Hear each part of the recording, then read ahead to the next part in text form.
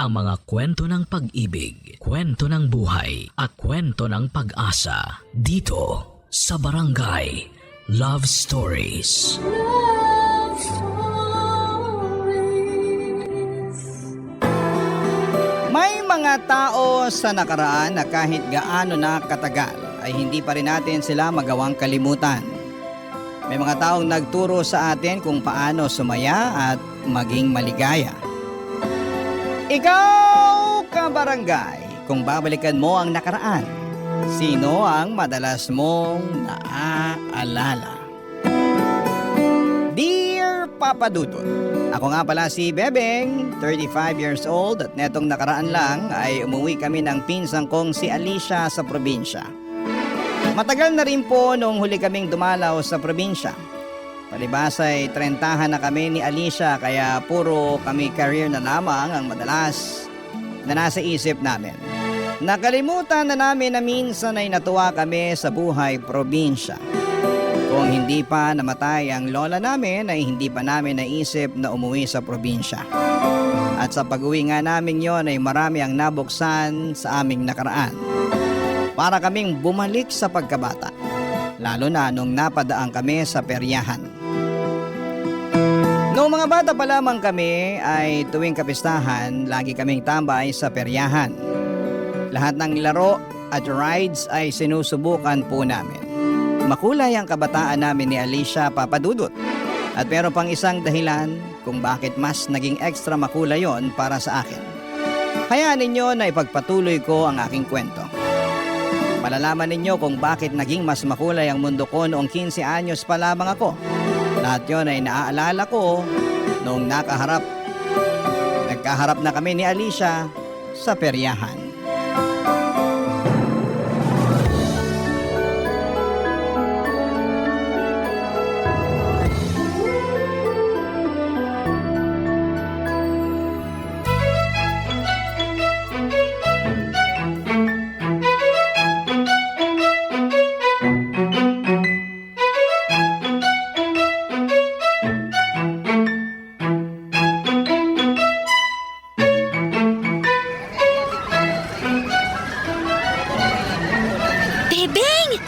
Buti na lang at dumaan tayo rito sa peryahan. Ay, nakahinga rin kahit papano sa burol ni Lola. Oo nga, kapagod yung mga hingi ng biskwit at kape. Utos sila ng utos na ipagtimpla sila ng kape at abutan ng biskwit. Ano bang akala nila sa burol ni Lola? Coffee shop? Hayaan mo na. Sanay lang din siguro ang mga yun na pinagsisilbihan sila ni Lola kapag dumadalaw sa bahay. Alam mo naman si Lola, masyadong mabait. Eh di magpatimpla sila kay Lola ng kape. Gisingin nila sa kabaong. Huwag sa atin ano. Ikaw talaga. Lagot ka kapag narinig ka ng kaluluwa ni Lola. Sige ka. Uy, Bebeng! Tingnan mo, may tsubibo. Tara, sakay tayo. Wala namang tsubibo ah. Ferris wheel lang meron. Eh di ba ang Tagalog ng Ferris wheel tsubibo? Loka, hindi ka na naman nakinig sa Filipino teacher mo. Ang Tagalog ng Ferris wheel, ruweda. Eh ano yung tsubibo? Merry-go-round. Teka nga, di ba ikaw nga itong nagsabi sa akin nung 15 pa lang tayo na tsubibo yung Ferris wheel? Ako naman pala itong minali mo noon. Eh nagkamali lang din naman ako noon eh. Akala ko rin eh, tsubibo ang tawag kasi sabi ni... alam mo, bumili na lang tayo ng bibingka tapos umuwi na tayo. Baka hinahanap na tayo sa bahay eh. Parating na siguro yung mga matatandang biyuda na magpapadasal para kay Lola. Tara na. Oh, eh bakit ka tumatawa dyan? Naalala ko na kung sino yung nagsabi sa'yo na tsubibong Tagalog ng Ferris wheel. Walang ganon. Ewan ko sa'yo. Kung hindi tayo bibili ng bibingka, umuwi na tayo. Tara na. Si Ronnie! Tama, si Ronnie! Ronnie? Sino yun? Uy, gano'n na ba kadaling kalimutan yung puppy love mo? Ay nako, Alicia. Namula ka bigla. Guilty ka ba kasi dininay mo na si Ronnie ang puppy love mo? Ang tagal na nun, Alicia. 15 anyos pa lang tayo nun. Alam ko namang matagal na yun. Pero gusto ko lang malaman kung naaalala mo pa rin siya hanggang ngayon. Ay, ngayon lang ulit. Ngayon ko lang ulit siya naalala. Hi, Ronnie. Kamusta na kaya siya, no? Naalala ko pa dati, Laging libre ang sakay mo sa Chubibo. Rueda. Eh, di ruweda. Tapos, purgang-purga ka pa nun sa popcorn at sa malamig. Palibhasa, nanay ni Ronnie yung nagtitinda. Kaya lagi kang libre. Uy, naalala mo pa yung hilaw mong biyanan?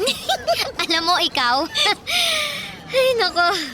Nakakamiss maging 15. Oo nga no? Kung hindi pa namatay si Lola, hindi pa natin maaalala ang puppy love mong si Ronnie. Ay, kumusta na kaya siya? Balikan natin ang nakaraan ko, kabarangay. Noong mga bata pa lamang kami ni Alicia Papadudut ay palagi na kaming umuwi tuwing summer sa aming probinsya. Natataon yon ng buwan ng Abril at sakto pa sa piyesta sa aming lugar. Yun lagi ang nilulook forward ni Alicia. Marami kasing dayo tuwing piyesta sa amin. Maraming nakikilalang bagong mga kaibigan at crush. Marami ring mga tiyangge at meron ding peryahan. Hindi ako masyado sa mga ganito. Tanging si Alicia lang, mahiyain kasi ako at mas gusto kong kasama si Lola sa bahay habang nanonood ng TV o kaya ay nagpapakain ng mga manok at bibe sa bakura namin. Pero noong summer vacation namin yon, may nangyaring kakaiba. Bigla akong nagustuhan ng mga dayo. Bigla akong natuwa sa mga tiyangge at lalong-lalo na sa peryahan. Noong summer vacation na yon ay nagkaroon ako ng crush na nauwi sa puppy love. Hindi ko makakalimutan yon, Papa Dudut. Tanda ko pa. Sa unang araw ng pag-uwi namin ng probinsya ay sinalubong kami ng lola namin. Ang lapad ng ngiti niya habang suot ang bagong biling duster niya. Ngayon kapag binabalikan ko ang ala-alang ito, nagahalo ang tamis at sakit. Bigla kong na-miss si Lola at ang mga ala-ala niya.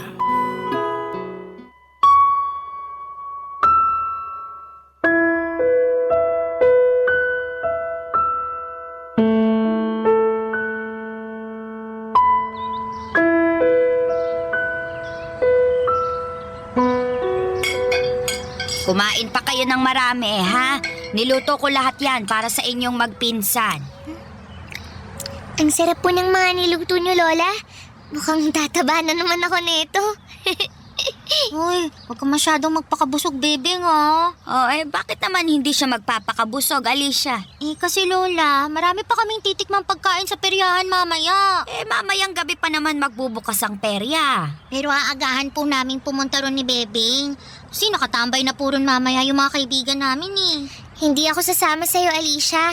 Dito lang ako sa bahay. Sasamahan ko si Lola. Uy, di ba napag-usapan na natin kanina na pupunta tayo sa peryahan?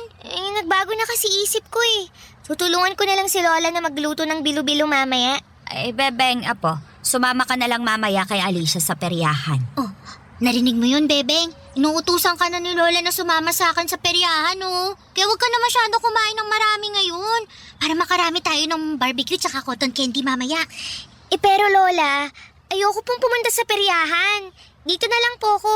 Tutulungan ko na lang kayo sa bilo-bilo. Tutulong na rin akong magkulong ng mga manok tsaka bibe pag umabi na.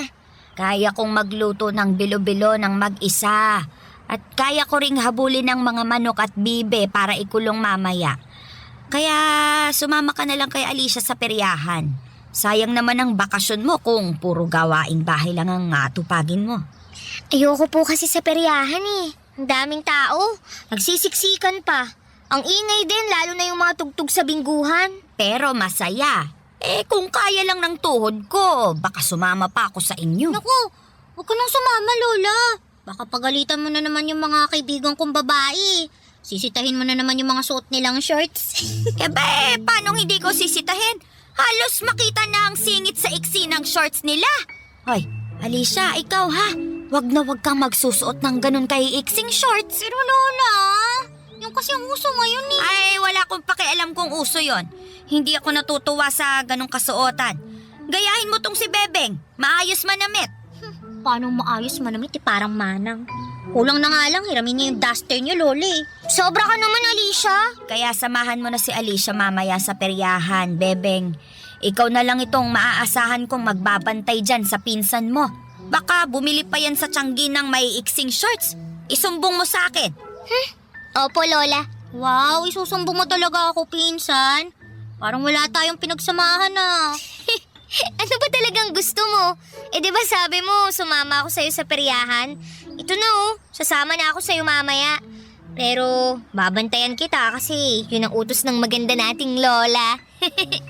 Alam mo, sip-sip ka. Hindi ka iba-bless ni Lord sa ganyang ugali, ah. Uy, magsuot ka ng duster mamaya. Pahiramin ba kita? Lola, mas maganda ata kung tutulungan ka na lang ni Bebeng na gumawa ng bilo-bilo. Sama mo na rin siya sa prayer meeting niyo.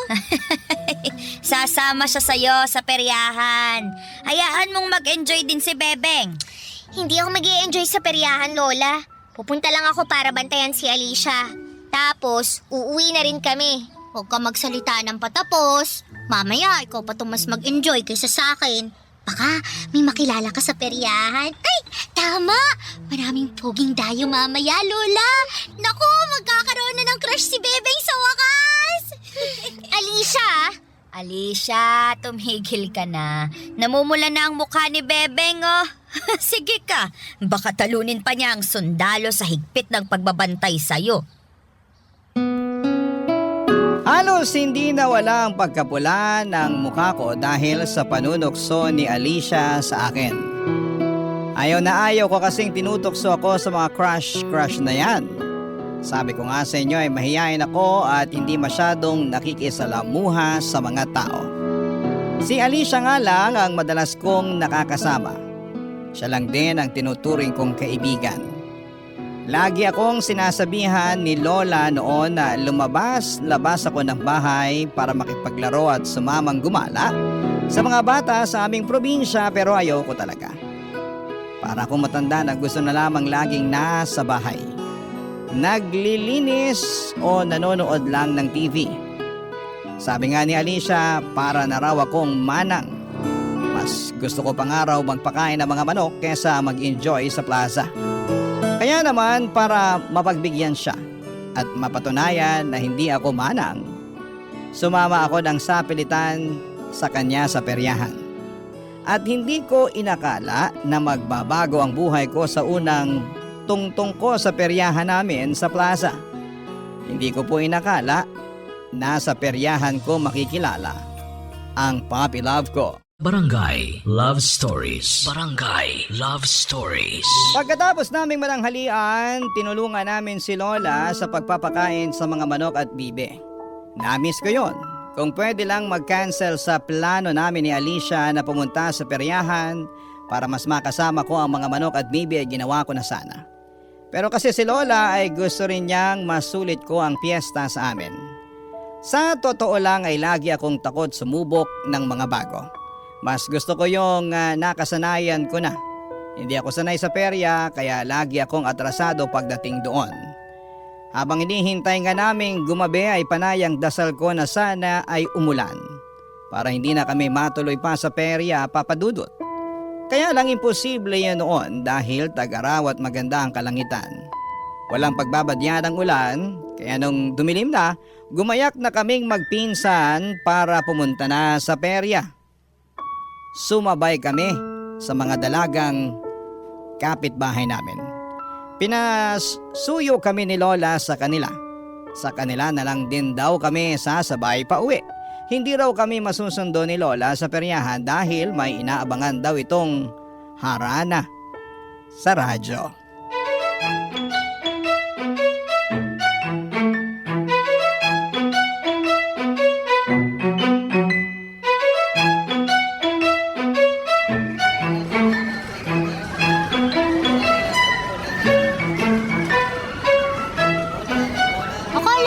Babantayan at susundan mo ko.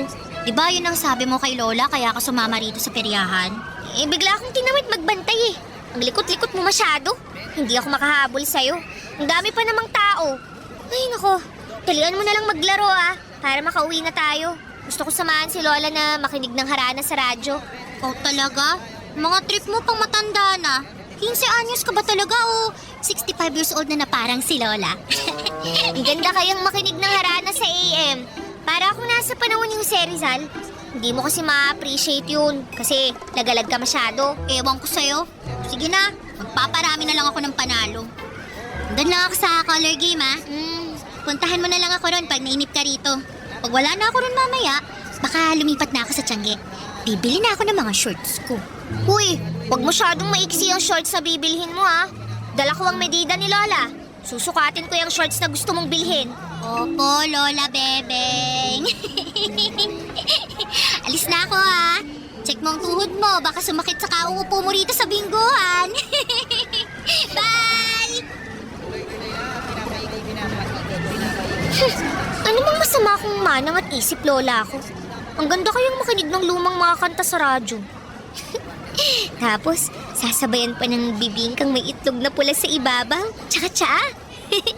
Masarap naman nun. Miss, may kausap ka o nagdadasal? Ano ba? Huwag kang makinig sa usapan namin ng sarili ko. Ay, ako nga pala si Ronnie. Ikaw? Ayokong magpakilala. Kung hindi ka magpapakilala, susumbong kita sa announcer ng bingguan dito. Bawal kaya umupo rito kung hindi naman maglalaro. Kala mo naman, kaya mo akong isumbong. Bakit? Close ka ba sa announcer? Medyo, tatay ko siya eh. Okay. Huwag mo na ako isumbong. Baka mamaya, i-announce pa niya na tumatambay lang ako rito eh. Kakahiya kaya yun. Mukhang mahihain ka pa naman. Mag-isa ka lang ba? Kasama ko yung pinsan ko. Oh, bakit hindi ka sumama sa kanya? Asan ba siya? Andun daw sa color game. Pinsan ko naman yung nagpapalaro dun. Lahat ba nang nandito sa peryahan eh, kamag-anak mo? Medyo. Ito na kasi yung kabuhayan ng pamilya namin eh. Kasama kang nagtatrabaho rito? Oo, peryantes din ako. Minsan nakatoka ako sa color game. Pero madalas doon ako sa Chubibo. Chubibo? Oo, yun yung Tagalog ng Ferris wheel. Parang hindi naman Chubibo sa Tagalog ang Ferris wheel eh. Pinagloloko mo yata ako eh. Look, Chubibo talaga Tagalog ng Ferris wheel. Turo pa sa amin ng mga lolo at lolo namin yun eh. Sila ang mga unang peryantes sa pamilya namin. Sumama masubukan sa Makay? Libre ko na. Ay, ayoko. Nakakatakot. Paano kung mahulog ako mula sa tuktok? Sasaluhin kita.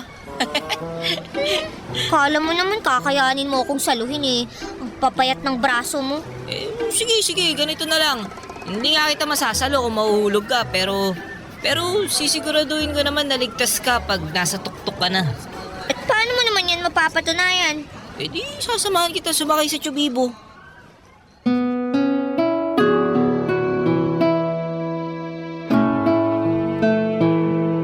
Papadudo, tiningnan ko mula sa malayo ang Ferris wheel.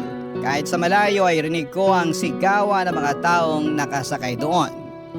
Sigawan na hindi naman takot pero nag-i-enjoy. Kasi kabado pa rin ako. Hindi naman ako sanay sa ganon. Saka may mga napapanood ako sa balita na mga nadisgrasya dahil sa pagsakay sa Ferris wheel. Kaya lang nang mapatingin ako kay Ronnie, ewan ko ba kung bakit bigla na lamang akong umoo. Hinawakan niya ang kamay ko papunta sa Ferris wheel. Sabay kaming sumakay. Kabado ako noon, lalo na nung umikot na paitaas ang Ferris wheel. Nakapikit lamang ako pero sabi ni Ronnie ay kailangan kong imulat ang mga mata ko. Dahil sinasayang ko ang pagkakataon na nasa area ko at nakikita ang mga ilaw sa ibaba ng peryahan. Tama nga siya, Papa Dudut. Pagmulat ko ay kitang-kita ko ang ganda ng peryahan mula sa itaas. Nakangiti ako kahit halos umikot na ang sikmura ko kada ikot ng Ferris wheel. Nakadalawang beses kaming nagpaikot sa Ferris wheel. Yun na rin ang chance ako para makilala si Ronnie. Kaedad ko lamang siya, nagkwento na rin ako sa kanya tungkol sa sarili ko. At hindi ko maiwasang mapangiti at mamula sa tuwing nakatitig siya sa akin. Kabado rin talaga, hindi lang dahil sa ikot ng Ferris wheel, kundi sa pakiramdam na nagkaka-crush na ako. Yun ang unang beses na nagkagusto ako. Mula noong nakilala ko si Ronnie, palagi na akong nasa peryahan, Papa Dudut.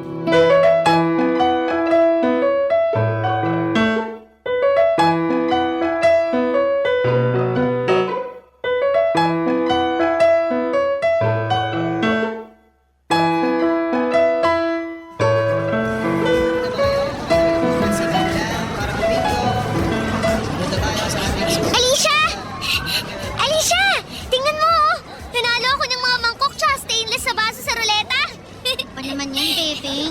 Dami mo namang dala niyan pag uwi. Nagmumukha ng tiyanggi yung bahay natin ah. Puro na lang plato, mangkok, baso at pitsi lang napapanalunan mo. Nanalo rin ako sa color game ah. Tingnan mo, nanalo ako ng 50 pesos. May pangsakay na tayo sa Chubibo. Chubibo? Ferris wheel. Chubibo raw sa Tagalog yun. Huh? Parang di naman. Kanino mo naman nalaman yan? Basta, nadinig ko lang dyan sa tabi-tabi. Ano na? Uupo ka lang ba rito sa bingguhan?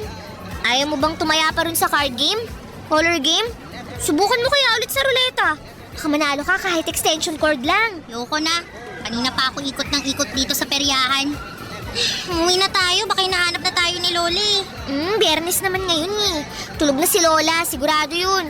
Maaga pa siyang pupunta sa kapilya bukas eh. Kaya sulitin na natin ha. Tara na, maglaro pa tayo. Ano ba, Bebeng? Gabi-gabi na lang tayo andito sa peryahan. Sawa na ako. Pare-parehas lang naman yung mga laro tsaka naglalaro. Uy, pangit yata ng araw mo ngayon ah. Di mo siguro nakita crush mo si Philip, no? Ilang gabi na. Ay, nagkabulutong tubig daw siya sabi ng tropa niya. Kakainis naman oh.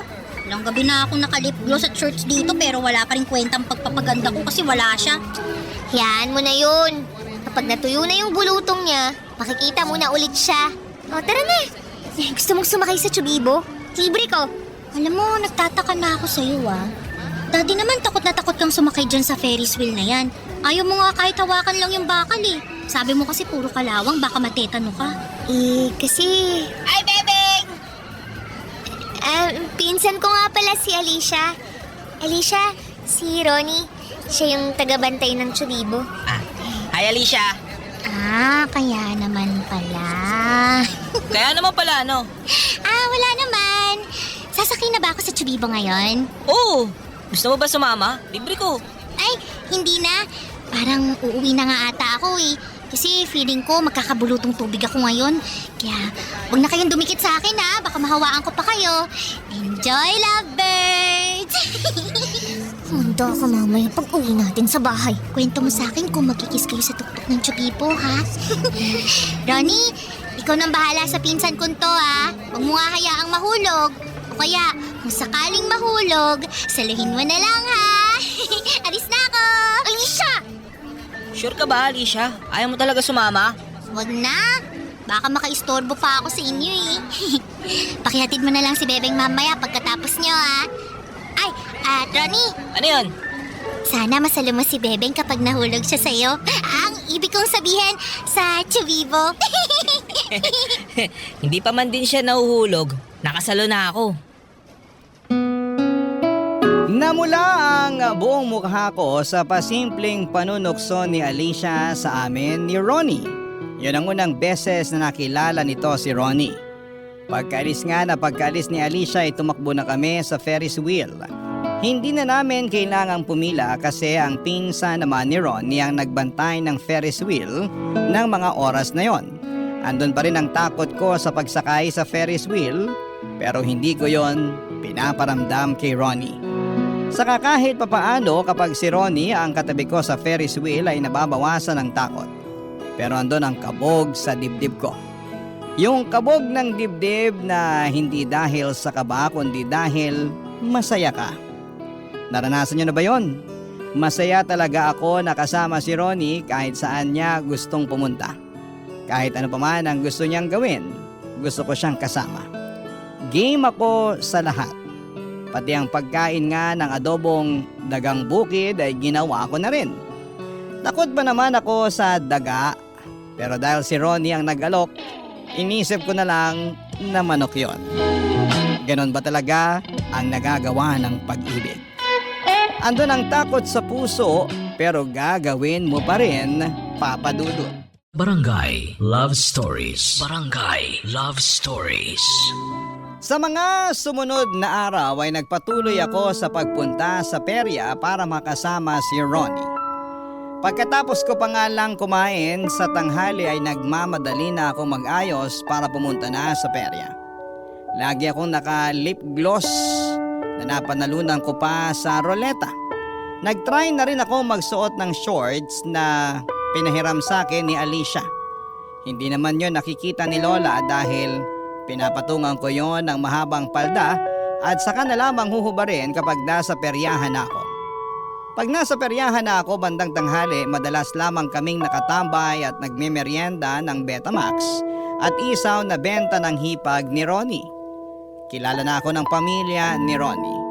Nakakasama ko na nga silang magmeryenda tuwing hapon bago magsimula ang pagbubukas ng peryahan.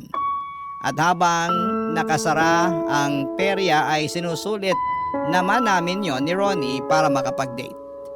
Madalas ay doon kami sa Ferris wheel. Pinapayagan kaming sumakay doon pero hindi iikot. Andun lang kami madalas sa tuktok habang tinatanaw mula sa itaas ang buong peryahan. Tanaw din namin ang kabukiran. Napakasaya ng moment na yon, Papa Dudut. Parang wala na akong hahanapin pa.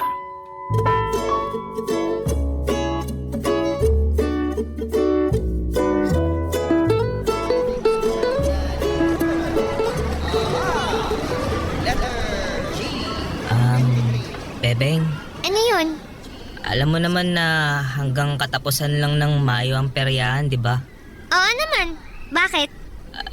Alam mo rin siguro na kailangan naming umalis tapos lilipat naman kami sa ibang lugar na may piyesta. Bakit mo to sinasabi sa akin? Naalala mo pa ba nung isang araw?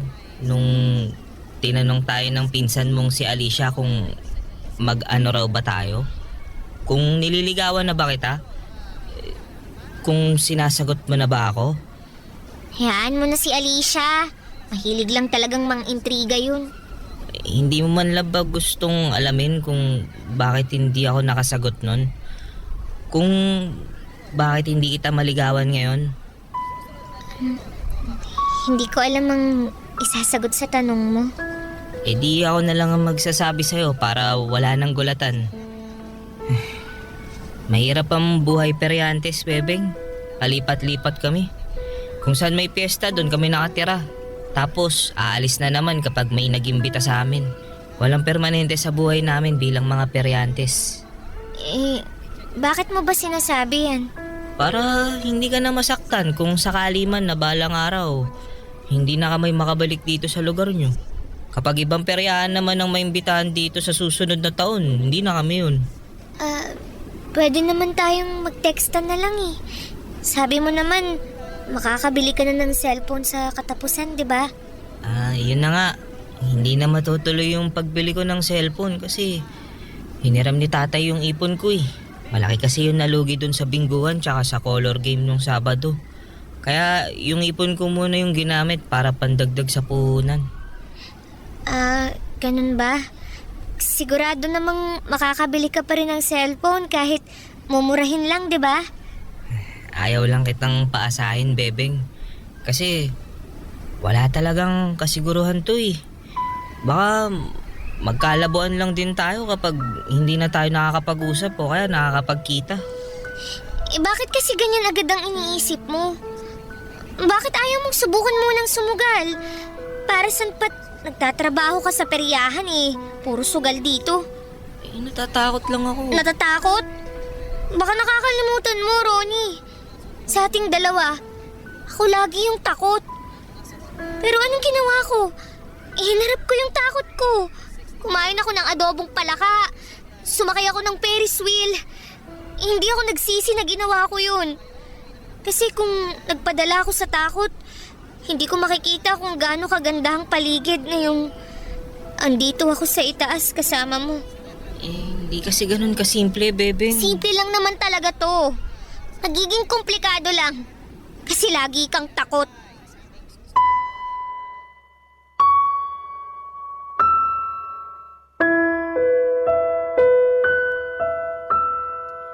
Gusto ko nang magpababa noon sa Ferris wheel pero wala sa paligid ang pinsan ni Ronnie para i-assist kami pababa. Kaya naman na-stuck kaming dalawa sa tuktok ni Ronnie. Nawala na ako ng gana na kainin pa ang Betamax. Ang makulay at magandang paligid sa isang iglap ay naging black and white para sa akin. Naiyak na ako noon sa sama ng loob pero pinipigilan ko. Tahimik din si Ronnie pero panay ang tingin niya sa akin. Galit ako sa kanya noon. Gusto kong mag-walk out pero andun kaming magkatabi sa tuktok. Nang makabalik ang pinsan ni Ronnie, akala namin ay makakababa na kami pero nalaman namin na nagkaroon ng problema ang Ferris wheel. Nasta kami lalo sa tuktok. Hinawakan ni Ronnie ang kamay ko para i-assure ako na magiging okay din ang lahat. Akala niya natatakot ako sa pagka-stuck namin sa Ferris wheel. Ang hindi niya alam ay mas takot ako sa pwedeng mangyari sa aming dalawa oras na umalis na ang peryahan sa katapusan. Makalipas nga ang halos 1 oras ay nakababa na rin kami. Nagmadali na akong umalis pagkatapos. Mula noon ay hindi na ako bumalik sa peryahan. Nagkulong na lamang ako sa bahay at ginawa ko ang mga nakasanayan ko.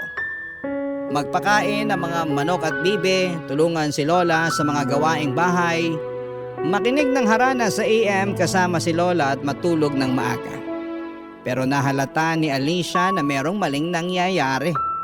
Kaya to the rescue naman ang pinsan kong ito, Papa Dudut.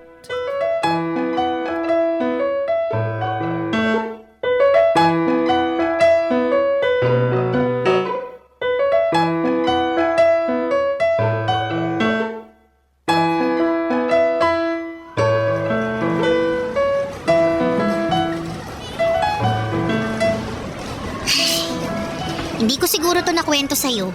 Pero alam mo ba, nung 12 years old tayo, may dumayo rito na peryahan. Iba kina Ronnie. May nakilala ako na tagabot ng premyo sa bingguhan. Ayun, naging crush ko siya.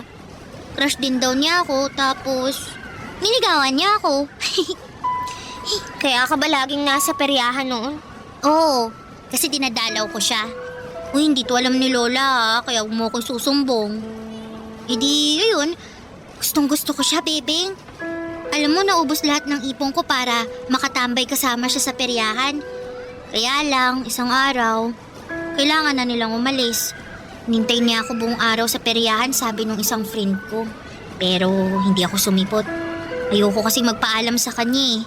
Kasi kapag umalis siya, sigurado namang tapos na rin kami. Hindi ka nakipagkita sa kanya? Nung nahimasmasan ako, ayun, tumakbo ako agad sa peryahan. Pero wala na sila. Kahit tolda, wala nang naiwan. Iyak ako ng iyak nun kasi nagsisisi ako eh. Di man lang ako nakapagpaalam sa kanya. Di ko man lang nasabi yung feelings ko para sa kanya. Kaya sorry kung kinukulit kita lagi na umuwi tayo tuwing piyesta dito sa probinsya. Kasi umaasa ako na sila ulit yung hahawak ng peryahan. Kaya lang, wala na eh. Hindi ko na siya nakita ulit. Hindi na siya bumalik. Kasi si Ronnie na ang pumalit. Kaya sana, huwag kang magaya sa akin. Gets ko naman na mga bata pa kayo at pwede rin hindi naman kayo ni Ronnie ang magkatuluyan. Pero sana masabi mo pa rin yung nararamdaman mo sa kanya. Para kapag dalaga ka na, kapag binalikan mo na tong alaala niyo ni Ronnie, hindi ka magsisisi. Kasi may ginawa ka hanggang sa huli. Wala naman talaga tayong pupuntahang lamay, no? Wala. Pero paglalamayan ng puso mo kapag umalis si Ronnie nang hindi ka nagpapaalam. Ay, ayun siya oh. Palapit na rito. Bebeng! Ronnie, may sasabihin daw sa'yo tong pinsan ko. Maiwan ko muna kayo Kailangan mo na magandang alaala ng puppy love. Hahanapin mo yun pag nagdalaga ka. Kaya mo yan. Alis na ako! Akala ko hindi ka nababalik dito sa peryahan. Pinilit lang ako ni Alicia. Kung hindi ka niya pinilit, hindi ka talaga pupunta? Hindi ko alam. Bebeng, namiss kita. Namiss din kita, Ronnie. Alam mo, Bebeng, nakapag-isip-isip na ako. Liligawan kita. Binalik na sa akin ni tatay yung hiniram niyang pera eh. Makakabili na ako ng cellphone para magtawagan tayo palagi. Paano kung sa susunod na taon, hindi na kayo yung peryahan na makuha? Paano tayo makakapagkita?